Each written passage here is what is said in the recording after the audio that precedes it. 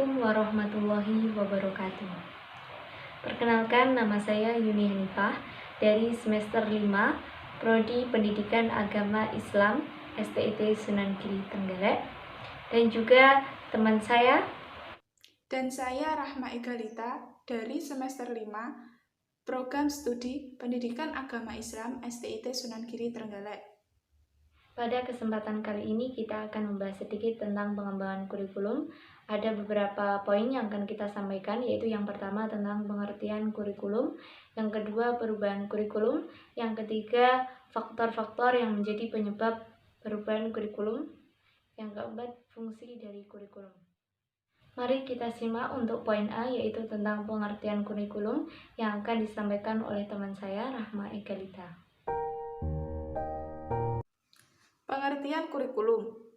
Kurikulum adalah seperangkat rencana dan pengetahuan mengenai tujuan, isi, serta cara yang digunakan sebagai pedoman penyelenggaraan kegiatan pembelajaran untuk mencapai tujuan tertentu. Tujuannya meliputi pendidikan nasional serta kesesuaian dengan kondisi, kekasan, potensi daerah, satuan pendidikan, dan peserta didik. Yang kedua yaitu tentang poin B, perubahan kurikulum dalam satuan pendidikan dan peserta didik. Sejak kemerdekaan 1945, kurikulum mengalami 10 kali perubahan. Yang pertama yaitu kurikulum 1947. Di sini dikatakan bahwa kurikulum ini sebagai pengganti sistem pendidikan kolonial Belanda. Di sini pelajaran 1947 tidak menekankan pada pendidikan pikiran, melainkan yang diutamakan yaitu tentang pendidikan watak, kesadaran bernegara dan bermasyarakat. Yang kedua yaitu tentang kurikulum 1952. Kurikulum ini sangat memperhatikan isi pelajaran dengan kehidupan sehari-hari. Silabus mata pelajarannya juga menunjukkan bahwa guru harus mengajar satu mata pelajaran. Yang ketiga yaitu tentang kurikulum 1964. Pokok pikirannya bahwa pemerintah mempunyai keinginan agar rakyat mendapat pengetahuan akademik dan pembekalan pada jenjang SD, sehingga dipusatkan pada pendidikan pancawardhana, yaitu tentang pengembangan moral, kecerdasan emosional, keprigelan dan jasmani. Yang keempat yaitu tentang kurikulum 1968.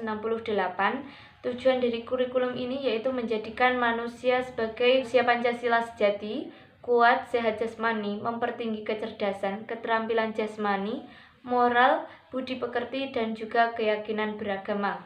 Yang kelima yaitu tentang kurikulum 1975. Tujuan dari kurikulum ini yaitu menjadikan pendidik lebih efektif dan efisien. Metode, materi, dan tujuan pengajarannya juga dirinci dalam prosedur sistem instruksional. Yang selanjutnya yaitu kurikulum 1984 dan kurikulum 1975 yang disempurnakan. Di dalam kurikulum ini, posisi siswa ditempatkan sebagai subjek belajar dari mendiskusikan sesuatu, mengelompokkan, hingga melaporkan. Kurikulum ini menekankan pada pendekatan proses. Itu kurikulum 1994. Kurikulum ini menjadi kurikulum super padat dan perubahannya terletak pada menambal sejumlah materi. 8 yaitu kurikulum 2004 atau bisa disebut kurikulum berbasis komputer. Kurikulum ini memiliki ciri-ciri menekankan pada ketercapaian kompetensi siswa baik secara individu serta berorientasi pada hasil belajar dan keberagaman. Yang kesembilan yaitu kurikulum 2006 atau KTSP. Kurikulum ini sama dengan kurikulum 2004. Namun terdapat perbedaan pada kewenangan penyusunannya, yaitu mengacu pada desentralitas atau sistem pemerintahan yang lebih banyak memberikan kewenangan kepada pemerintahan daerah dalam sistem pendidikan. Yang terakhir yaitu kurikulum 2013. Kurikulum ini memfokuskan pada pemerolehan kompetensi-kompetensi tertentu peserta didik.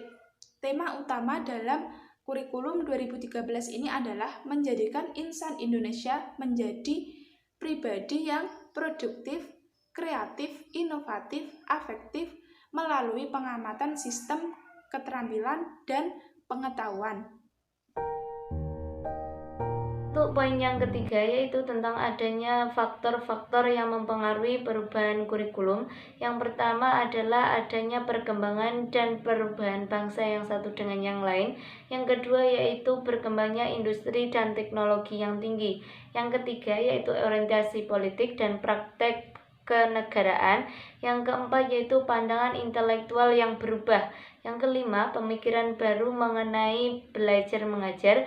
Yang keenam yaitu perubahan dalam masyarakat. Yang ketujuh yaitu eksploitasi dan pengetahuan. Fungsi kurikulum. Fungsi kurikulum bagi sekolah atau madrasah yang bersangkutan.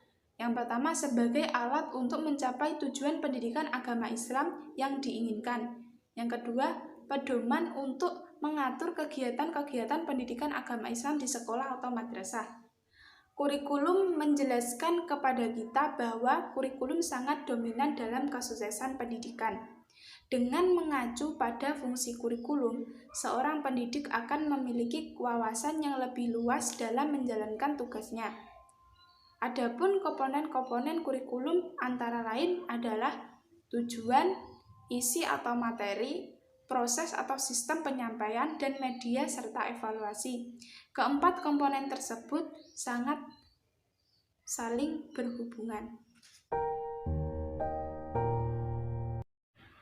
Untuk contoh perubahan kurikulum yaitu tentang kurikulum KTSP yang sebelumnya dianggap telah memberatkan peserta didik karena banyaknya mata pelajaran yang diampu peserta didik sehingga peserta didik merasa terbebani.